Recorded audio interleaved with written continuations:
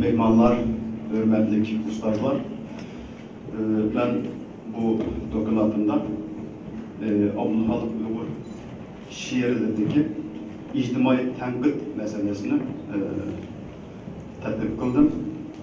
Bu hafta sizlerle bir dokulat vermekçiyim. PowerPoint tayarlaş özgürendim. Bu şekilde sunmakçı.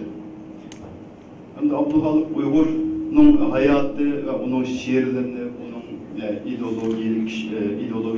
ideolojisini, onun edebi kişiliğini ayrım ve de sözlep oturmayın, bayan kılıp oturmayın.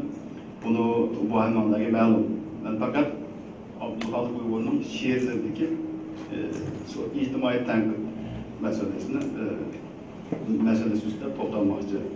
Şimdi Abdülhalik Uygur şiirlerini edebiyat sosyolojisi cihetten tatbik kılsanlar, onun şiirlerinde hakimiyetke, onun vekillerge, özünün milletiye ve cemiyetliğe kartılgan nurgun tenkit ve şikayetlerinin bağlarını görürsünler.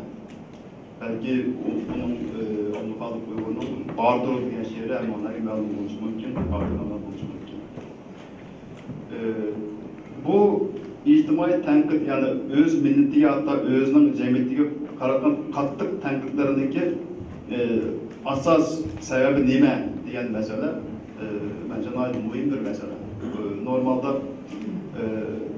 bu son yıllarda, ahırki yıllarda bazı cemiyetteki bazı şairler özünün milletiye karatan kattık tenkitler münasebeti bilen cemiyette evir tenkit usullarını anlap durmaktayız.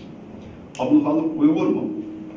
Bardır diyen şiirde Uygur cemiyetiyle nâhayet kattık tenkit oldu Uygur cemiyetinde. Ondan olsa bu onun milliyetçi kişiliğine uygun mu, uygun emez mi? Münasip emez mi diyen mesele küntet iki doda. Yani üstün turşuk doğru ki doda. Bunların ben sebeplerini, ictimai sebeplerini bayan etmek istiyorum. Şimdi Abdülhalik Uygur halkının kalbide milletçi şairi de korunulan. Bunu hepimiz biliriz. Onun milletçiliği özü kullanılan tehallüste ifade edilir. Uygur diyen gepni, Uygur diyen sözünü tehallüs kılıp işletken özüge. Bu tesadüfi bir nesim o desenler mümkün. Bu tesadüfi olamaz. Tesadüfi emez. Belki bu tarihi, medeni ve siyasi akıl ve coğlanmanın bir neticesi, bir milli anı milli kimliğinden bir eksiltişi de karışmak mümkün. Abdülhalik Uygur bir Uygur milletçisi buluştuktu bilen Uygur halkına zulüm kılgan siyasi hakimiyetke ve onun yerlik vekillerine kattık tenkit pozisyonda bulunan bir şair. Onun Mecuci gayretandan ayrılay, ne kılay, üç şiir, salam kat, lanet zalimler, kördüm, iç puşuş katarlık şiirlerle hakimiyetini ve onun zulüm siyasetlerini, adaletsizliklerini tenkit kılgan mısralar çok güzel. Mesela Mecuci diye şiirde bundan bir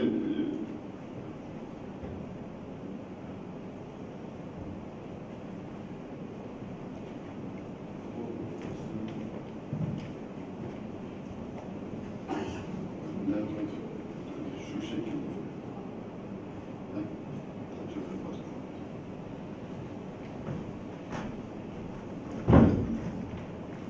Bar idi Kazım Molla, üstüde tonu sella, emrini tutmak vacip, dep çıkardı perdival. Bu mısralar Uygur cemiyetteki siyasi hakimiyetinin vekilleri kartılgan bir tenkit. Bu mısralar arkalık hakimiyetinin yerlik vekillerini katı tenkit kılgan. Hayırtan'ın Aydınay namlık şiirindeki hemmine kulun kılsa, hayvandaki zulüm kılsa, depsende hüküm kılsa, vicdan kandak çıdıgay degan misralar ve bu iç puşuş namlı şiirdeki bular kılmaktı bizlerge tümennin türlük hakaretler. Bilenmeymen bu sözlerini kılınıgan bizge çakçakmı. Ataydı bizni çento dep koşup hayvan bilen birsep, çıdaşka zerre takat yok, hayatlık bizge şundak mı diyen misralar bilen şu Xitay hakimiyetini Uygur halka karatkan dehşetlik zulmünü geçip taşlagan. Abdülhalik Uygur şiirdir da fakat siyasi hakimiyetini ve onun yerlik vekillerini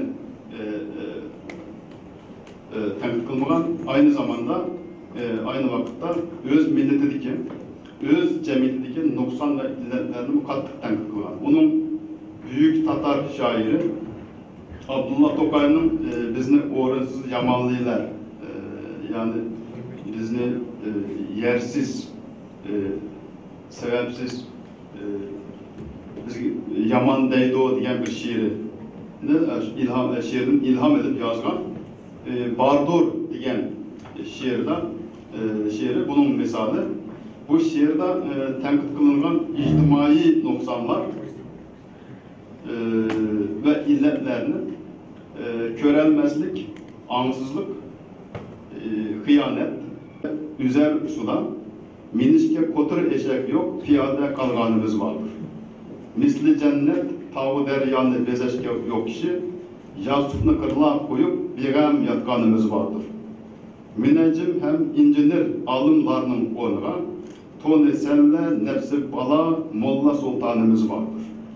Kızıl gözlük, körelmezlik veya özü kılalmazlık, kılayda bel bağlayanlarga türlük tümen bohtanımız vardır. Abdülhalik Uygur 100 yıl burun tenkit kılgan bu ictimai noksan ve illetler bugünkü Uygur cemiyetinin mevcut. Bunları emanlar bilirsiler.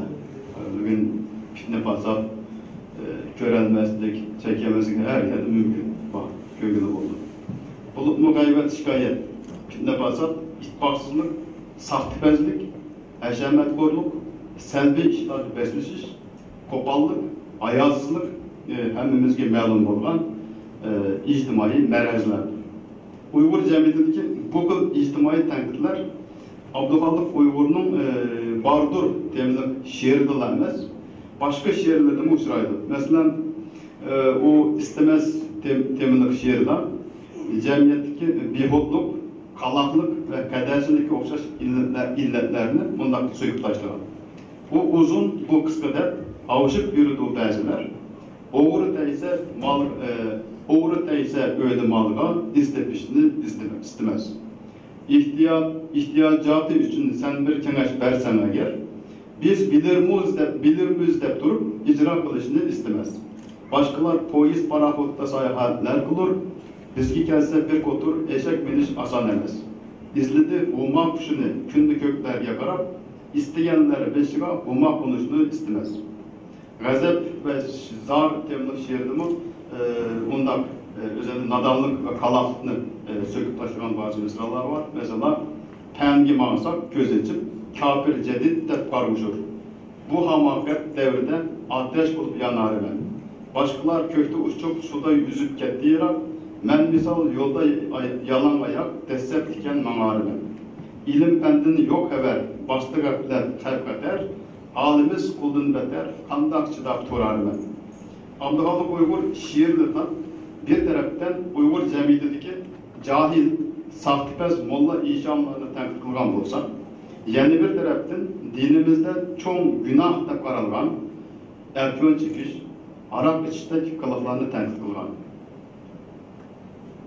Kancılar yatsa bulunda arsız erkön şarap, kancılar şopanda ise mes bulup hemre şarap. Ey çırağı, ey harap, var mı namus vergin cevap. Sen bilen bolmam diken bu halimiz zebun harap. Uygur cemiyetindeki mundak ictimai illetler başka cemiyetlerde mevcut elbette. Mesela Tatar Türklerinin ulu şairi Abdullah Tokay'ın bizni orası yamanlaydı. Namlık şiir kararına olsak, söz temisi illetler Tatar cemiyetinde naiti yağır bolgan. Tokay yukarıdaki şiirde Tatar cemiyetindeki sadakatsizlik, nifak, paskinilik, nadanlık, sahtipazlik ve hilgerlikni kinoya tarzida tilga ilib tanqid qilgan. Masalan, sadakat bizde yokmuş, olmasa yalganımız vardır. Nifak biz stavkasında köp medal alganımız vardır.